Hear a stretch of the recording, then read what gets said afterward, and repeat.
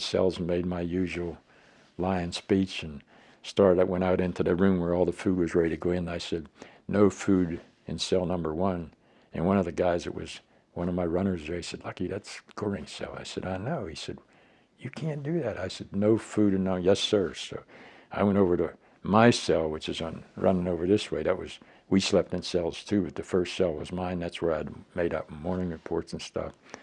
I was making out the morning report and stuff. About 20 minutes went by, and a runner comes over and says, Goring's raising hell because he didn't get anything to eat. And I said, yeah, I know. He said, oh, okay. So he left, and I'm working again, getting things squared away for the day. And here, about 20 minutes after that, he comes over again. He said, they're getting ready to go up to the courthouse, and Goring is out there just the half part that he's speaking in English is he's going to tell them up there what you. And I said, what? He said, yeah. So I go over and I said, I understand you have a problem with me. He said, I didn't get any breakfast. And I went like this and looked all around. The paper was still there. I said, probably not going to get any lunch either, and turned around and walked away. And boy, he called me. If I knew how to speak German, he must have used every dirty word in the German language. While I was walking away, and I was smiling. Now he had strike 1, I had strike 2. We're all even, and he's the smartest. I can tell you he was a genius. I can tell you that for a fact after I got to know him. But at least I came out on an even scale with him that day for a while. And then, of course, they come down from the courthouse about an hour after they went up. Colonel Lupinacci came down and said, Lucky, what?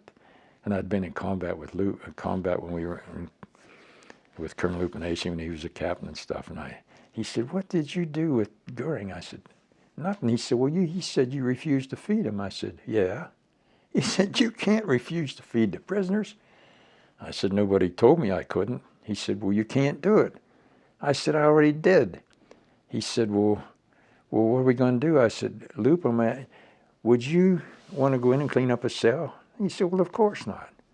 And I said, well, then I guess you expect me to go in and do that? He said, no. And I said, you think I'm going to ask that sergeant? We won this war, you know. That sergeant of mine was in combat with me. I'm going to send him in to clean we field marshals the hell with him. I'm not going to do it. And he said, all right, you handle this and I'll handle that upstairs. Don't give me no more trouble. I said, okay. So anyhow, we had a few other things, but that was my first experience with Goring. And I'll tell you what, he was a genius. And you had to be careful not to like him because he was so smart that he could move you around and I'd never put the same guy in his cell any 2 days in a row. I kept alternating them all so they wouldn't get too close to him because he was terrible. He was good at doing what he did.